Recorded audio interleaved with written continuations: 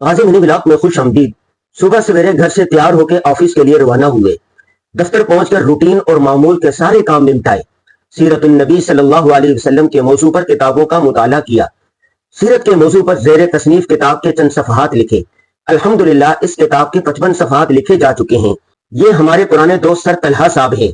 City school, bacon house وغیرہ میں پڑھانے کے بعد آج کل کرغستان میں ٹیچنگ کے اہم فرائض سر انجام دے رہے ہیں۔ یہ ہمیں کرغستان دورے کی دعوت دینے ہیں۔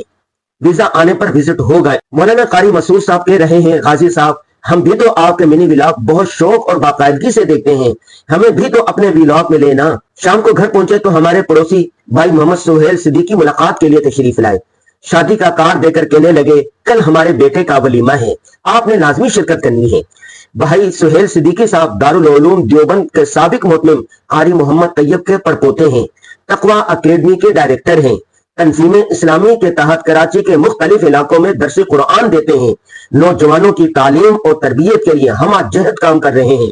ہم دونوں ایک دوسرے کے دل کے بہت قریب ہیں۔ حسب سابق آج بھی علمی، فکری، سماجی مختلف موضوعات پر تبادلہ خیال ہوا۔ ہم دونوں میں کئی چیزیں قدرے مشترک ہیں۔ آج کی ضروری بات یہ ہے کہ اپنی زندگی میں توازن رکھیں، صحت، کاروبار، خاندان، فیملی، پڑوسی سب کو برابر وقت دیں۔